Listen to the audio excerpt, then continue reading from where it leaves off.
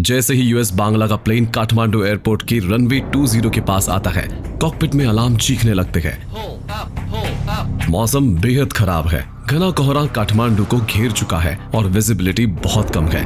Runway आखिरी पल में दिखाई देता है, लेकिन प्लेन ठीक से अलाइन नहीं है। बहुत तेजी से नीचे आ रहा है और जमीन के खतरनाक तरीके से करीब है। कैप्टन हड़बड़ाकर प्लेन को संभालने की कोशिश करता है, लेकिन प्लेन अचानक ट्रैक से हट जाता है। चंद सेकंड्स के अंदर प्लेन डोमेस्टिक टर्मिनल के ऊपर से खतरनाक तरीके से गुजरता है और एटीसी टावर से सिर्फ 100 मीटर दूर उसकी तरफ तेजी से बढ़ता है। वही प्लेन में बैठे 71 पैसेंजर्स और टर्मिनल में मौजूद सैकड़ों लोग इस आने वाले खतरे से अनजान है। ऐसा लगता है कि तबाही तय है। आखिर हुआ क्या? ये है यूएस बांग्ला फ्लाइट 211 की कहानी।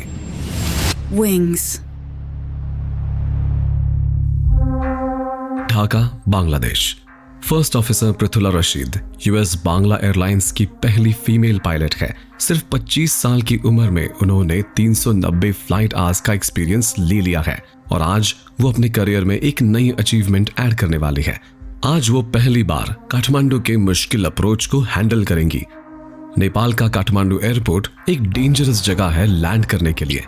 ये एक नैरो बोल शेप्ड वैली में सिचुएटेड इस एयरपोर्ट पर लैंड करते वक्त पायलट्स को ऊंचाई पर हिमालय के पहाड़ों के बीच से नेविगेट करना पड़ता है और ये काम सिर्फ स्पेशली ट्रेन्ड पायलट्स ही कर सकते हैं। इस ट्रेनिंग को इंश्योर करने के लिए पृथुला के साथ है 52 साल के कैप्टन आबिद सुल्तान। वो एक फॉर्मर बांग्लादेश एयरफोर्स पायलट है जिनके पास 22 साल का फ्लाइंग एक्सपीरियंस है। वो एयरलाइन के इंस्ट्रक्टर भी है और काठमांडू के लिए 100 से ज्यादा फ्लाइट्स फ्लाई करने के बाद उन्हें इस रूट की काफी अच्छी नॉलेज है। टोटल 67 पैसेंजर्स है, जिनमें से ज्यादातर नेपाली और बांग्लादेशी है। जब तक दोनों पायलट्स टैक्सी क्लियरेंस का इंतजार कर रहे हैं, तब तक केबिन क्रू के 2 members passenger safety briefing complete कर रहे हैं। लेकिन ये फ्लाइट बिल्कुल भी सेफ नहीं होने वाली है। फर्स्ट ऑफिसर रशीद काफी एक्साइटेड लग रही है। आज उनके लिए एक बड़ा दिन है। काठमांडू की चैलेंजिंग लैंडिंग के लिए वो काफी दिनों से तैयार थी, लेकिन उनके लेफ्ट साइड कुछ सही नहीं है। उन्होंने देखा कि कैप्टन सुल्तान ठीक नहीं लग रहे हैं। वो काफी गुस्से में, स्ट्रेस्ड और शॉर्ट टेम्पर्ड दिख रहे हैं। अपने आप में ही कुछ बुरा भला बोलते जा रहे हैं। जब ऑपरेशन स्टाफ उनसे रेडियो पे बात करते हैं तो उन्हें भी उनके गुस्से का सामना करना पड़ता है। मुझे 212 नहीं चाहिए, मुझे 211 चाहिए। मैं तुम्हारी बात दोबारा नहीं सुनना चाहता। अपना मुंह बंद करो। जैसे ही कैप्टन सुल्तान अपने फीमेल फर्स्ट ऑफिसर की तरफ ध्यान देते हैं, उनका पूरा बिहेवियर बदल जाता है। वो एकदम काम और कंपैशनेट हो जाते हैं। डरो मत, मैं और 3 महीने तक यहाँ रहूंगा। मैं इन लोगों को राइट और लेफ्ट दिखा के छोड़ूंगा। जैसे ही वो फर्स्ट ऑफिसर से ये बात करते हैं, एटीसी प्लेन को टैक्सी क्लियरेंस देती है। प्लेन पुश बैक करता है और रनवे की तरफ मूव करता है। फिर ढाका से काठमांडू के लिए टेक ऑफ कर लेता है। रूट और डेस्टिनेशन के वेदर कंडीशंस मार्जिनल है। ओवरकास्ट स्काइज, कुछ थंडरस्टॉर्म्स और विजिबिलिटी भी काफी लो है। क्लाइंब फेज के दौरान कैप्टन सुल्तान एक यूएस बांग्ला एयरक्राफ्ट और ऑपरेशन स्टाफ के बीच फ्यूल ऑनबोर्ड करने के बारे में चल रही कॉन्वर्सेशन सुनते हैं। बिना वेरीफाई किए कि ये मैसेज उनके लिए था या नहीं, वो ऑपरेशन स्टाफ पर अपना गुस्सा निकाल देते हैं। Operations Bangla star 211, Bangla star 211 operations, go ahead. तुम्हें ऑनबोर्ड फ्यूल के बारे में जानने की जरूरत क्यों है? तुम मुझे ऑनबोर्ड फ्यूल क्यों पूछ रहे हो? मुझे अभी बताओ। मैं ढाका आने से पहले एक रिटर्न एक्सप्लेनेशन चाहता हूं। Copied sir, will go. Have a safe flight sir. मुझे सेफ फ्लाइट की परवाह नहीं है। तुम सिर्फ अपना काम करो। जब तक मैं तुम्हें बुलाऊं नहीं, मुझसे बात मत करना। कैप्टन का यह बिहेवियर अब नॉर्मल ही नहीं, बल्कि स्टेराइल कॉकपिट रूल का सीरियस वायलेशन है, जो टेक ऑफ और लैंडिंग के क्रिटिकल फेजेस के दौरान पायलट्स को नॉन एसेंशियल कॉन्वर्सेशन करने से रोकता है। अगर मैं दूसरों को डांट रहा हूं तो तुम मत डरना बुरी। देखो, तुम्हें बुरी बुला रहा हूं अपना प्यार दिखाने के लिए। फर्स्ट ऑफिसर रशीद को ये एक बड़ा रेड फ्लैग दिखाई देता है, लेकिन वो कुछ बोल नहीं पाते क्योंकि कैप्टन सुल्तान उनके सीनियर है। उन्हें समझ आ जाता है कि ये छोटी सी 1 आवर फ्लाइट अब काफी लंबी लगने वाली है। 15 मिनट गुजर जाते हैं। प्लेन के बाहर का वेदर क्लाउडी होने लगता है और कॉकपिट के अंदर का वेदर भी खराब हो जाता है। अचानक बिना किसी बात के कैप्टन सुल्तान एक और रैंट शुरू कर देते हैं, इस बार एक young female pilot Farhat लामिया Khalid के बारे में, जो उनकी ट्रेनी रह चुकी थी। वो लामिया को लेके काफी गुस्से में बात करते हैं क्योंकि उसने कैप्टन की कॉम्पिटेंसी पे सवाल उठाते हुए एक कंप्लेंट फाइल की। लामिया यूएस बांग्ला की सबसे बेकार ट्रेन पायलट थी। उसने कहा कि हम कॉकपिट में क्लोज हो गए थे। वो किसी का भी अटेंशन लेने लायक नहीं थी। वो बदसूरत है और मोटी है। कंपनी के अंदर ये रूमर्स थे कि कैप्टन का लामिया के साथ कोई इन्वॉल्वमेंट था और उसने कैप्टन के अगेंस्ट एक कंप्लेंट फाइल की थी। कैप्टन सुल्तान टूट जाते हैं और ओपनली रो पड़ते हैं। वो फर्स्ट ऑफिसर से कहते हैं कि वो लामिया की वजह से रिजाइन कर रहे हैं। मुझे लामिया की जरूरत नहीं है। उसे फ्लाइंग के बारे में क्या पता? अगर मैं उसके साथ रहना चाहूं तो मैं कभी भी कर सकता हूं। वो कोई मासूम नहीं है तुम्हारी फ्रेंड लामिया, लेकिन उसके कारण मुझे रिजाइन करना पड़ा। फिर कुछ अजीब होता है। कैप्टन सुल्तान कॉकपिट के अंदर सिगरेट जलाकर स्मोक करना शुरू कर देते हैं। सेफ्टी कन्वेंशंस और कॉमन सेंस की पूरी तरह से धज्जियां उड़ती है। फर्स्ट ऑफिसर इतनी स्टन हो जाती है कि उन्हें समझ नहीं आता कैसे रिएक्ट करे। वो बस चुप रहने का डिसीजन लेती है, ये सोचकर कि काश ये फ्लाइट जल्दी काठमांडू पहुंच जाए। कैप्टन आबिद सुल्तान के डिप्रेशन की एक लंबी हिस्ट्री रही है। 1993 में बांग्लादेश एयरफोर्स में उन्हें एक साइकेट्रिक असेसमेंट के बाद एक्टिव ड्यूटी से रिमूव कर दिया गया था, लेकिन 9 साल बाद उन्होंने एक और साइकेट्रिस्ट के साथ रीइवैल्यूएशन करवाया, जिसमें उन्हें फिट डिक्लेयर किया गया। इसी इवैल्यूएशन के बेसिस पर उन्होंने 2015 में यूएस बांग्ला ज्वाइन किया। कई पायलट्स मेंटल हेल्थ ट्रीटमेंट लेने से डरते हैं क्योंकि उन्हें लगता है कि मेडिकल असेसमेंट उनके करियर पे बुरा असर डालेगा। इस वजह से वो बिना प्रॉपर अटेंशन और ट्रीटमेंट लिए अपनी मेंटल हेल्थ खुद मैनेज करने की कोशिश करते हैं। और हमने ऐसे केसेस पहले भी देखे हैं, जैसे पाकिस्तान 8303 और जर्मन विंग्स 9525। 1 घंटा गुजर चुका है और फ्लाइट काठमांडू के करीब पहुंच चुकी है। पैसेंजर्स और केबिन क्रू अब तक कॉकपिट के अंदर की हालचाल से बिल्कुल अनजान है। उन्होंने अब तक काफी पीसफुल फ्लाइट एंजॉय की है, लेकिन ये शांति अब ज्यादा देर नहीं रहेगी। कॉकपिट के अंदर कैप्टन सुल्तान अब भी गुस्से में है और अब भी रो रहे हैं। फर्स्ट ऑफिसर राशिद पूरी कोशिश कर रही है कि कैप्टन को उनकी सेंसेस में वापस लाया जा सके, लेकिन अब ये वो पॉइंट है जो एक ट्रबलिंग टर्न ऑफ इवेंट्स की शुरुआत का सिग्नल दे रहा है। डिसेंट और काठमांडू की अप्रोच के लिए कैप्टन सुल्तान पायलट फ्लाइंग होने वाले हैं और first officer Rashid pilot monitoring. Approach briefing करना जरूरी है, लेकिन कैप्टन के पास अप्रोच चार्ट्स नहीं है। उन्होंने फ्लाइट ऑपरेशंस के लिए प्रॉपर प्रिपरेशन नहीं की है। वो फर्स्ट ऑफिसर से उनके चार्ट्स मांगते हैं, जो वो तुरंत उन्हें दे देती है। कैप्टन उन्हीं चार्ट्स को देखते हुए काठमांडू अराइवल की ब्रीफिंग देते हैं। ये समझना जरूरी है कि काठमांडू की अप्रोच एक्सपीरियंस पायलट के लिए भी काफी चैलेंजिंग होती है, जब वो पूरी तरह से फोकस्ड होते हैं। और इस कॉकपिट में फोकस की तो बात ही छोड़िए। कैप्टन सुल्तान रनवे 02 अप्रोच के लिए कंप्लीट ब्रीफिंग नहीं करते क्योंकि उन्होंने ये अप्रोच पहले काफी बार की है। उनके काम में कंप्लेसेंसी आने लगती है, कुछ क्रिटिकल स्टेप्स मिस हो जाते हैं। साथ ही ये फर्स्ट ऑफिसर राशिद का इस रूट पे पहला एक्सपीरियंस है, तो उन्हें कोई इश्यू समझ नहीं आता, और अगर समझ भी आता है तो वो कैप्टन को चैलेंज करने की पोजीशन में नहीं है। कैप्टन चार्ट्स वापस फर्स्ट ऑफिसर को दे देते हैं और उन्हें इंस्ट्रक्ट करते हैं कि चार्ट्स को अपने साइड कंसोल पर क्लिप कर ले। इसका मतलब ये है कि अप्रोच परफॉर्म करते वक्त कैप्टन के पास चार्ट्स का कोई एक्सेस नहीं होगा। चार्ट्स में क्रिटिकल इंफॉर्मेशन होती है, जैसे कि मिनिमम हाइट, फ्लाइंग डायरेक्शन और उन पहाड़ों की लोकेशंस जिनसे दूर रहना जरूरी है। इन चार्ट्स के बिना कैप्टन अपनी मेमोरी पे भरोसा करते हैं कि अप्रोच कैसे फ्लाई करनी है, और इस हालत में क्रू रनवे की तरफ अपना अप्रोच शुरू करते हैं। कुछ मिनट बाद फ्लाइट को काठमांडू अप्रोच को हैंड ओवर कर दिया जाता है। कंट्रोलर एयरक्राफ्ट को 13,500 फीट तक डिसेंड करने और गुरास नाम के वे पॉइंट पर होल्ड करने का इंस्ट्रक्शन देता है। उनके करंट पोजीशन और स्पीड के हिसाब से प्लेन गुरास पे अपने प्लान टाइम से 6 मिनट पहले पहुंचने वाला है। काठमांडू का एयर स्पेस अक्सर काफी कंजेस्टेड होता है, इसलिए पायलट्स को एक्सपेक्टेड था कि उन्हें यहां होल्ड करने के लिए बोला जाएगा। First officer Rashid FMS flight management system में होल्डिंग पैटर्न डाल देती है। इस पॉइंट पर अगर आप थोड़ा जूम आउट करें तो एक और प्लेन बुद्धा 282 यूएस बांग्ला 211 के पीछे आ रहा है। इस बात को याद रखिए क्योंकि ये प्लेन इस स्टोरी में आगे चल के एक रोल प्ले करेगा। कुछ देर बाद काठमांडू अप्रोच यूएस बांग्ला 211 को 12,500 फीट तक डिसेंड करने का निर्देश देते हैं, लेकिन गुरास पहुंचने से पहले ही कंट्रोलर उन्हें होल्ड स्किप करने और सीधा रनवे 02 के लिए अप्रोच करने की क्लियरेंस दे देता है। पायलट्स एटीसी की इस इंस्ट्रक्शन को एक्नॉलेज करते हैं, लेकिन एक क्रिटिकल स्टेप भूल जाते हैं, एफएमएस से प्रोग्राम्ड होल्डिंग पैटर्न को रिमूव करना। क्या ये आपको किसी और कहानी की याद दिलाता है? कॉकपिट के अंदर captain Sultan seat belt sign on करते हैं और केबिन क्रू को लैंडिंग के लिए प्रिपेयर होने के लिए बोलते हैं। कैप्टन एक और सिगरेट जला लेते हैं। एक हाथ में सिगरेट पकड़े और दूसरे हाथ से प्लेन कंट्रोल करते हुए वो सिगरेट कॉकपिट के फ्लोर पर गिरा देते हैं। ओह शिट, सिगरेट गिर गई। कहां गई? ओह, लेफ्ट में है, उसे उठाओ, आग लग सकती है। इसी बीच एक फ्लाइट अटेंडेंट कॉकपिट को इन्फॉर्म करती है कि केबिन सिक्योर है।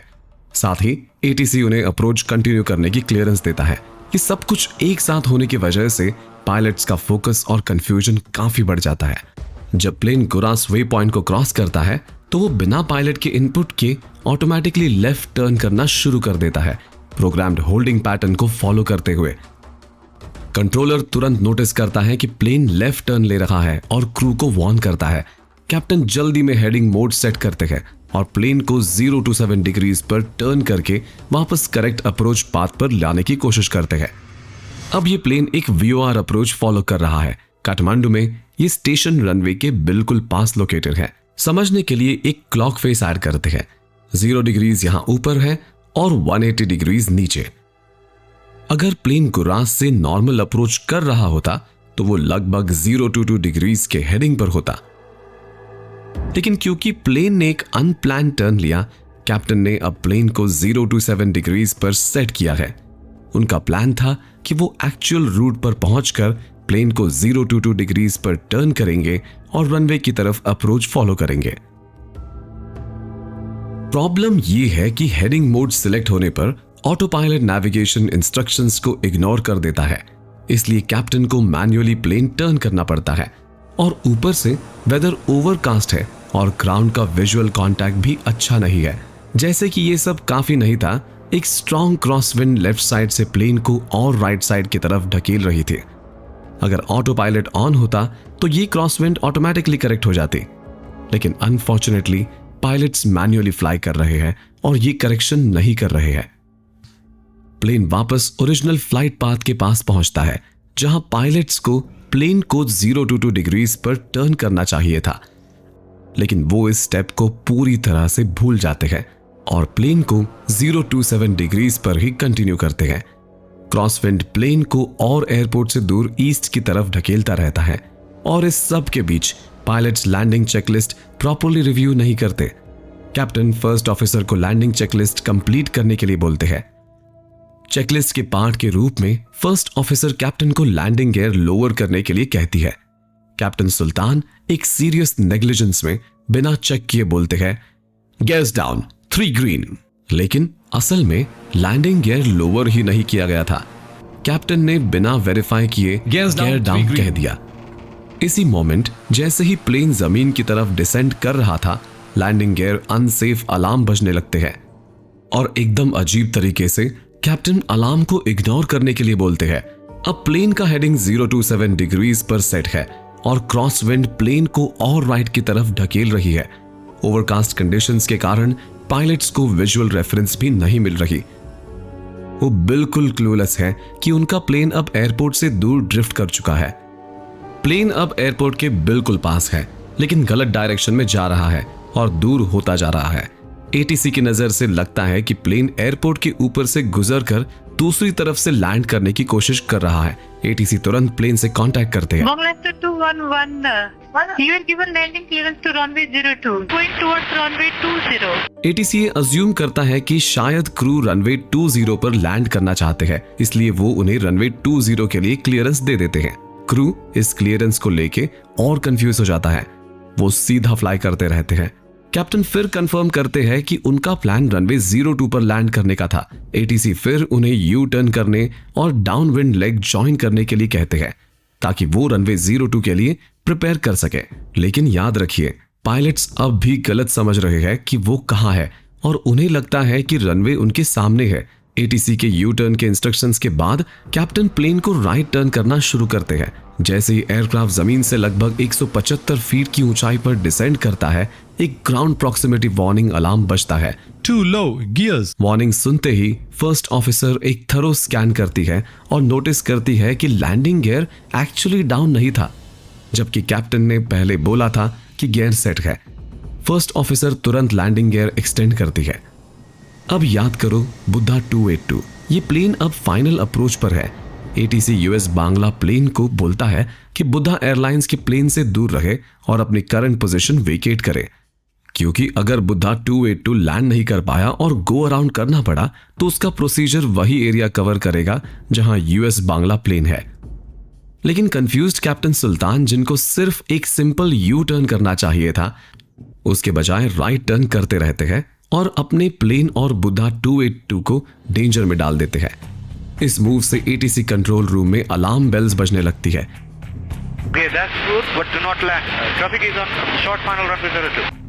We know that, sir. Copy. Let us know once we have get to land. लेकिन प्लेन राइट टर्न करता रहता है और बुद्धा एयरलाइंस के गो अराउंड रूट के पाथ में ही रह जाता है। Bangla 211, I say again, do not proceed towards runway 20. Clear to hold at your present position. Okay, we are making an orbit to the right. Copy. पर thankfully Buddha airplane safely land कर लेता है और go around की जरूरत नहीं होती है। एक डेंजर टल गया।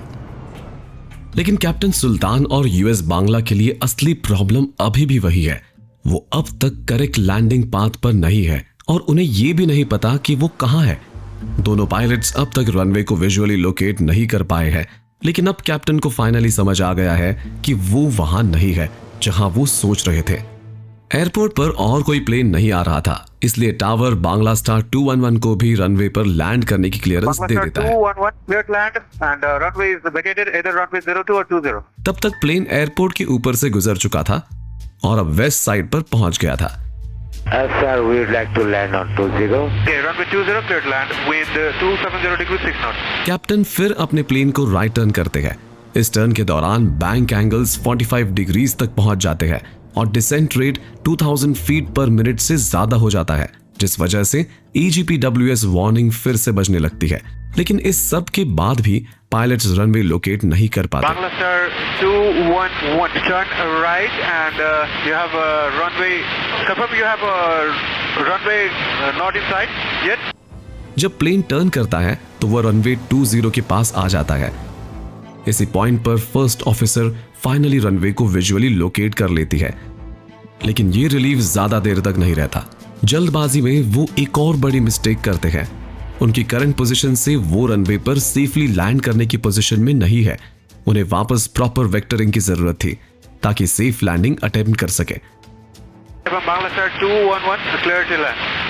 Clear to land runway 02. Bangla Star 212. Roger, runway 02, clear to land, Bangla Star 211. लेकिन कैप्टन सुल्तान इस एम्बैरेसिंग सिचुएशन को खत्म करने की जल्दबाजी में थे। डेस्परेट होकर प्लेन को पास वाले रनवे 20 पर लैंड करने की कोशिश करते हैं, जो रनवे उनके लिए क्लियर नहीं था। कैप्टन सुल्तान एक शार्प और अब्रप्ट राइट टर्न करते वेस्ट की तरफ वापस टर्न कर लेते हैं ताकि रनवे के अप्रोच एंड पर वापस आ सके। प्लेन स्टीप एंगल से डाइव करते हुए हाई स्पीड से रनवे की तरफ जा रहा था। एटीसी स्टन था। उन्होंने कभी नहीं सोचा था कि पायलट्स इस पोजीशन से लैंडिंग अटेम्प्ट करेंगे। प्लेन रनवे 20 के थ्रेशोल्ड के बहुत पास आ गया था। टावर कंट्रोलर प्लेन को ग्राउंड के इतने पास और रनवे के साथ अलाइंड नहीं देखकर जल्दबाजी में लैंडिंग क्लियरेंस कैंसिल करते हुए गलती से बोलते हैं, take off clearance cancelled. Landing clearance cancel होते सुनते ही कैप्टन प्लेन को हाई बैंक एंगल पर पुल अप करते हैं, लेफ्ट टर्न कर लेते हैं और डोमेस्टिक टर्मिनल के ऊपर पार्क्ड एयरक्राफ्ट्स के पास से प्लेन को उड़ाते हैं। अचानक एक और ज्यादा इमीडिएट डेंजर सामने आ जाता है और दोनों कैप्टन और फर्स्ट ऑफिसर इसको एक साथ रियलाइज करते हैं। प्लेन अपनी इरेटिक डायरेक्शन चेंजेस के चलते अब सीधा एटीसी टावर की तरफ जा रहा है।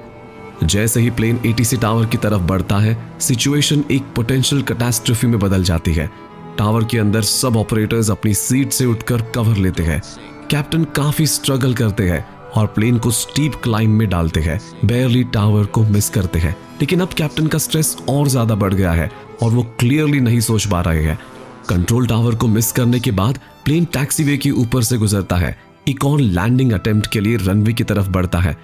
प्लेन फाइनली रनवे के सिर्फ राइट लैंडिंग गियर के साथ टच डाउन करता है, जो रनवे के स्टार्ट से लगभग 1.7 किलोमीटर दूर है, एक 15 डिग्री बैंक एंगल पर। इस वजह से प्लेन स्किड करता है और रनवे से बाहर चला जाता है। प्लेन एयरपोर्ट के अनपेव्ड एरिया पर बाउंस करता है और एयरपोर्ट के पेरीमीटर तोड़ते हुए एक नियर बाय फील्ड में क्रैश कर जाता है। क्रैश के सिर्फ 6 सेकंड्स के अंदर प्लेन में आग लग जाती है। इस एक्सीडेंट में दोनों पायलट्स, 2 केबिन क्रू मेंबर्स और 47 पैसेंजर्स की मौत हो जाती है। सिर्फ वो पैसेंजर्स जो प्लेन की राइट साइड और फ्रंट में बैठे थे बच पाते हैं। बाकी सब नेपाल के 26 सालों के सबसे बड़े एविएशन डिजास्टर का हिस्सा बन जाते हैं।